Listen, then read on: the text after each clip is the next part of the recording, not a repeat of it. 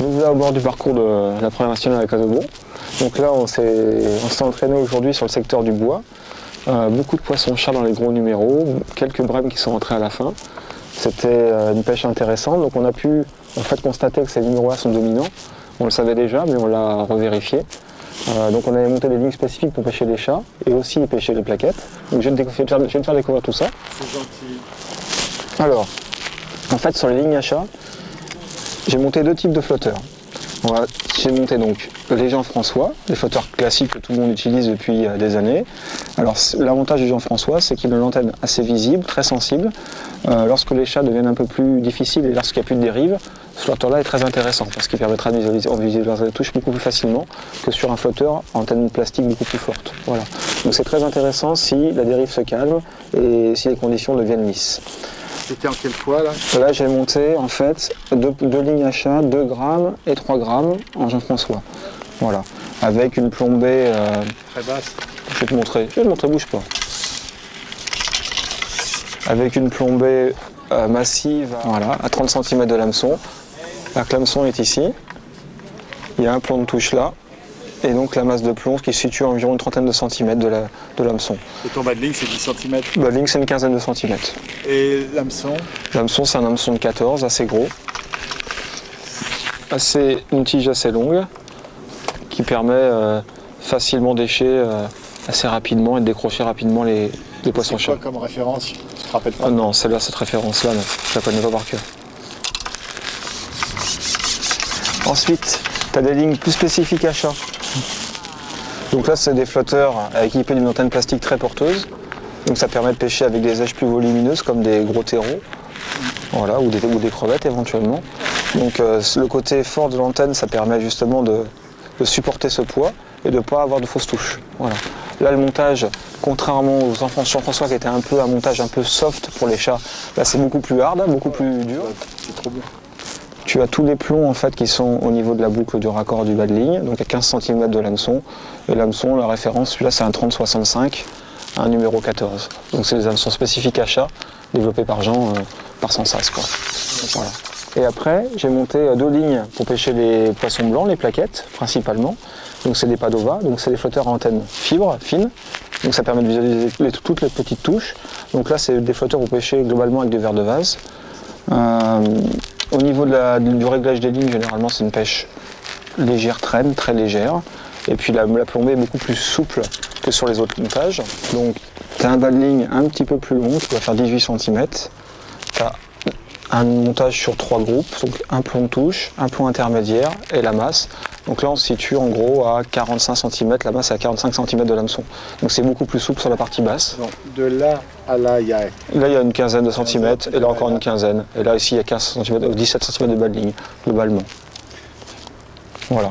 Donc ça fait un montage beaucoup plus souple. Voilà. Il t'arrive pas de descendre encore un petit plomb là? On peut, en fait, ça peut être intéressant. Mais là, globalement, c'est un montage qui convient bien, mais on peut très bien, bien évidemment, faire un montage encore plus souple, comme ça, de ce type-là. On peut. Ça va très bien aussi, ces montages-là. Voilà.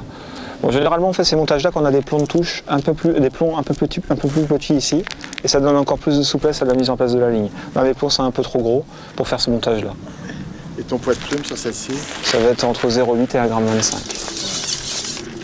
Voilà. Et ta traîne, c'est 10 cm? Ouais, c'est ça, en gros entre 5 et 10 cm. Voilà.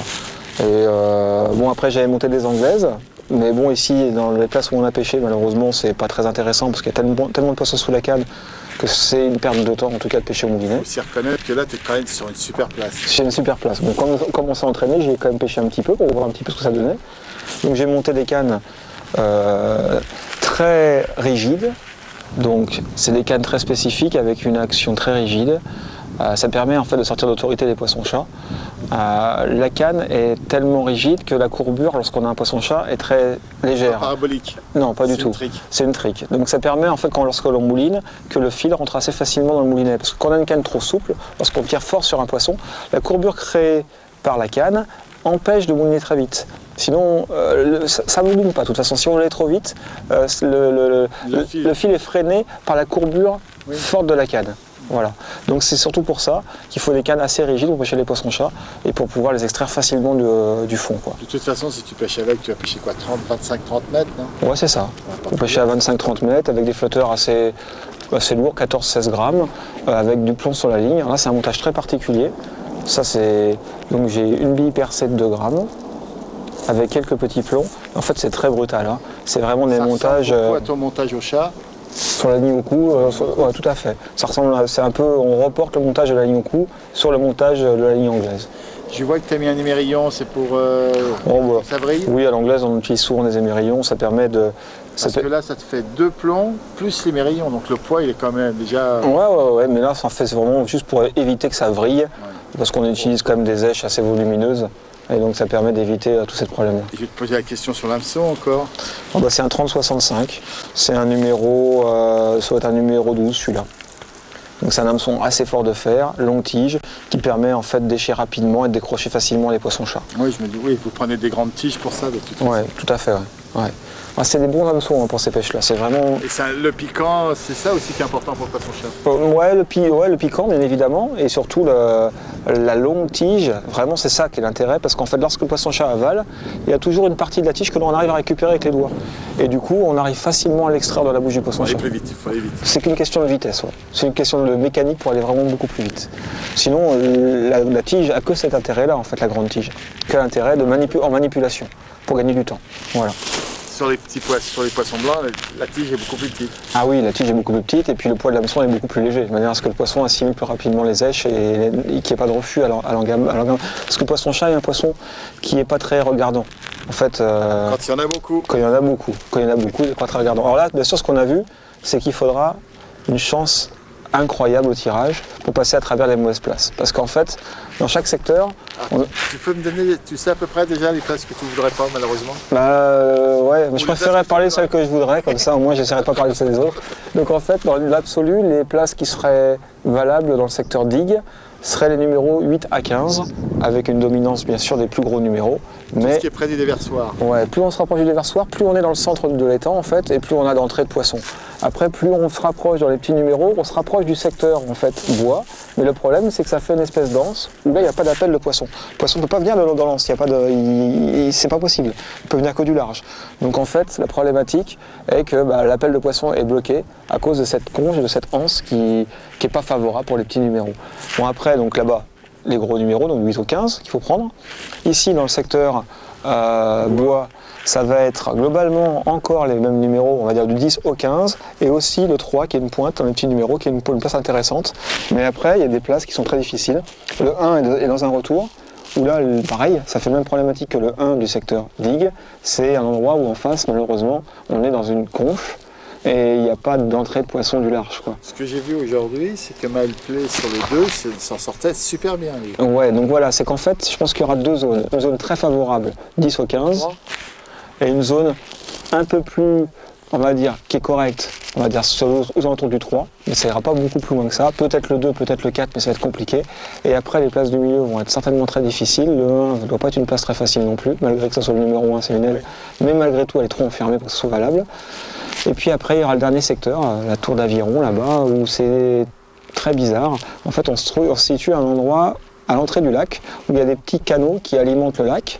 Et a priori, il semblerait que les canaux qui alimentent ce lac alimentent les poissons, de petits poissons-chats. Les petits poissons-chats arrivent des petits canaux, et a priori, les petits numéros qui vont vers ces canaux sont envahis de ces petits poissons. C'est impossible de s'en sortir. Alors, la seule chose qu'on ne maîtrise pas là-bas, c'est que tous les jours, ça change. C'est qu'habituellement, de manière générale, on va dire que les petits poissons-chats sont dans les petits numéros. Mais ils se déplacent. Alors, des fois, ils peuvent être dans les gros, mais plus généralement, ils sont quand même dans les petits. Donc, les petits numéros, ils seront embêtés par des poissons-chats de 10 grammes, alors que dans le numéro du milieu ou les gros, il y aura peut-être plus de chats de 70 à 90 grammes, quoi. Donc, voilà. Donc en règle générale, on va dire de manière générale, les gros numéros vont dominer partout. Et dans son tirage, vu qu'il y a des tirages qui entraînent un 5, un 10, un 15 par exemple, ça fait deux gros numéros dans son tirage, ça c'est un tirage globalement favorable. Par contre le tirage 1, 6, 11 est un tirage très défavorable. Parce qu'on a deux numéros petits dans ce tirage-là. Et là c'est un tirage qui malheureusement permettra certainement pas de pouvoir rivaliser, même pour le maintien, ça risque d'être compliqué. Donc c'est le paradoxe de Casaubon. c'est qu'il y a plein de poissons. C'est un parcours magnifique, mais qui est très dépendant du tirage qu'on va avoir. Il est pas comment?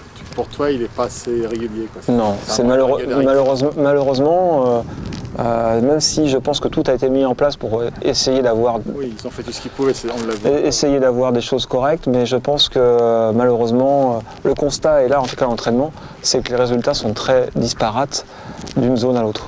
Est-ce que j'espère que tu te trompes? J'aimerais aussi, non mais sincèrement j'aimerais aussi parce qu'il n'y a rien de plus stressant d'arriver à un endroit et de se dire bah là j'ai aucune chance. Je vais pas pouvoir me battre. Voilà. Alors c'est sûr, celui qui tombe dans la bonne partie, il va se dire bah j'y se frotte les mains, bah, c'est normal, c'est humain, il va se dire bah là je suis dans la bonne partie, ça va bien se passer. Mais si on a la malchance de tomber dans la mauvaise partie, bah, on sera comme les copains et on ne pourra pas faire grand chose. Et là c'est quand même triste parce que c'est un championnat national, tout le monde devrait avoir les mêmes chances pour pouvoir se défendre. Et là, malheureusement, aujourd'hui, je pense que les conditions... Le tirage serait trop important pour toi. Ouais, beaucoup trop. Aujourd'hui, en tout cas. J'espère me tromper. Ah bah. J'espère franchement me tromper. Mais l'entraînement montre que le tirage sera prépondérant. Voilà. Maintenant, attention, celui qui sera champion de France aura très bien pêché, parce qu'il sera tombé dans les zones favorables, comme d'autres pêcheurs seront tombés dans les zones favorables. Ils vont se battre à 15 au lieu de se battre à 40. Voilà. En fait, il ne faudra pas dénigrer celui qui sera champion, mais bien au contraire, ça sera un très grand pêcheur qui sera champion de France comme tout le temps. Le seul truc, la seule différence, c'est qu'il faudra avoir cette part de chance avec soi, comme tout le temps d'ailleurs, mais peut-être encore plus ici. Tu veux dire, en fin de compte, ils seront 15 à se battre pour le titre en gros? Bah, je pense que maxi, il y aura une vingtaine de pêcheurs qui pourront avoir un tirage qui permettra de faire quelque chose de correct. Après, malheureusement, il y aura des tirages pour essayer de se battre, pour se maintenir, et encore. Et encore, il y a peut-être des tirages qui seront peut-être condamnés, peut-être, malheureusement. Mais ça, heureusement, on le saura que le dimanche soir. Oui, bien sûr. Voilà, heureusement encore. Mais malheureusement, ce qui apparaît, ça apparaît des choses qui sont assez délicates. Merci beaucoup en tous les cas.